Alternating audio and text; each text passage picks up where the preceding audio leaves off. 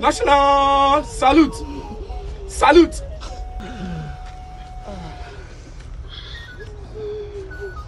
At ease. Death. I hail you. Ìwọ ẹni tí ń sọ ẹni tó lágbára di aláìlágbára. Ìwọ ni ẹni tí ń sọ ẹni tó ní di òtòṣì. Ìwọ ẹni tí ń sọ òtòṣì di òtòṣì jùlọ. Òde ni lálejò kí ìkorò wọbẹ̀. Òde ni ní àlejò kí ó dàpọ̀ mọ́ ẹ̀rín àti ìbànújẹ́. Alárìnfín. Ẹni tí ń ṣe bí onílé.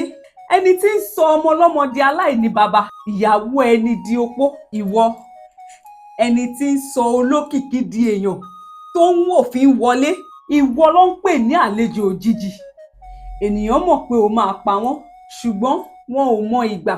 Ìwọ tó o ní ẹ̀rù lára. Aláìsàn á máa bẹ Ọlọ́run pé kó o má mú òun. Àwọn dókítà á wá di aláìmọ̀ṣe. Àwọn pásítọ̀ á wá di èké. Oníṣègùn á wá di aláìmọ̀ṣe nígbà tó bá dé tán. Ènìyàn á pe Jésù. Ṣùgbọ́n Jésù tó bá wù ú, á dáhùn. Tí ó bá tó àkókò, kò ní dáhùn. Ìwọ tí ń mú ìlú dahoro.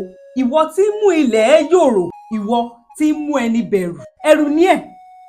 You are fear itself. You are like a wicked boss to his workers. You are cruel. You are wicked. You stink so much that even the stink stinks forever.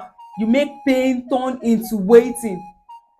Hoping the deceased would resurrect or appear using a magic. You make a hopeful person hopeless and a hopeless person more hopeless. You walk around, hot around like a smoke and disappear into thin air till another time. Human being makes a lot of sacrifice living, but I call you the last or final sacrifice we make to start a new beginning, depending on the life that was lived, being lived, and will be lived. I also call you our final test. Plants die to grow truly, but this, some aren't even sure if they will die to grow or die to die and suffer. You are the finisher of one's being. I also call you the collector of happiness. You strike when anyone least expected. That is why you are known for your name.